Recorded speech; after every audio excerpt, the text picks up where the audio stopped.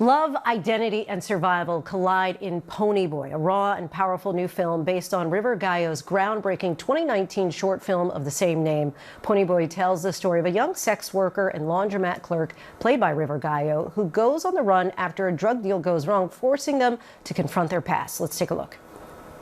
I've been to my share of diners in America. There ain't nothing like a Jersey diner. That's because diners were invented in Jersey. Is that right? Mm-hmm.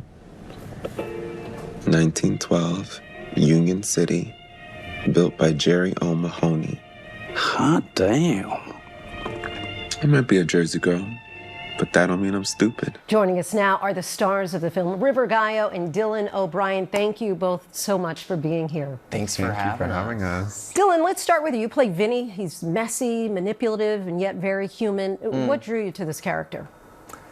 Yeah, all those things.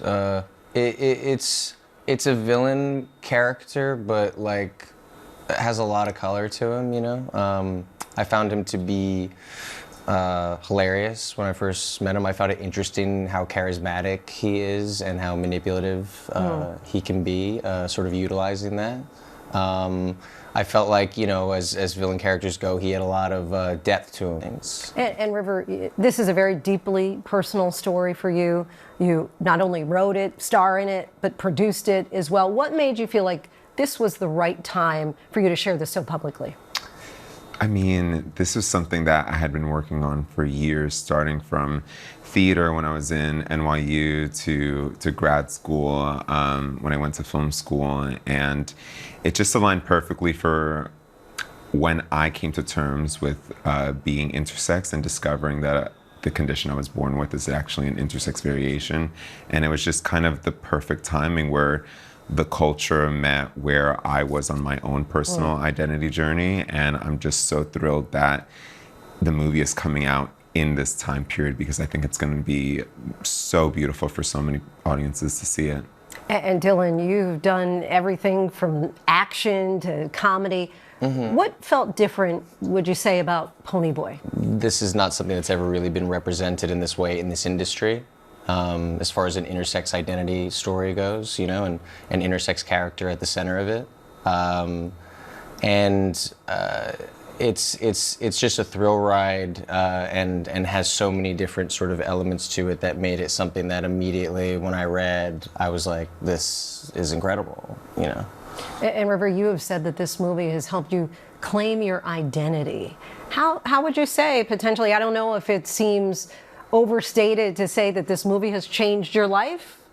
Would you agree? Oh, absolutely. I feel like this movie has mirrored so much of my own personal journey as I was making it, and it has had this like reflexive quality where the more I discovered about myself, I poured into the movie, and the movie also influenced me. And you know, as a non-binary person, as a trans person, as an intersex person, it's helped me, you know, as a person in this film industry where people like me don't often have the space to create the work that they want to or have the roles that they want to, it's just kind of affirmed to me that my story is not only worthy, but it's one to be celebrated.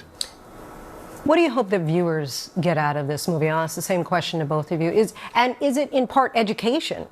Oh, totally. I think I strategically made the movie a crime thriller in order to lure people in with this, you know, fun, wild ride of a movie.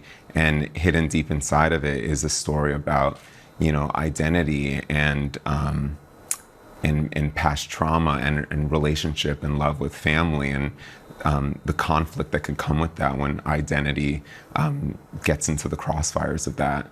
And so what I want people to see is that, you know, everyone is deserving to live the life that they want to live and to be accepted and to also be comfortable with the uncertain aspects about ourselves and our lives.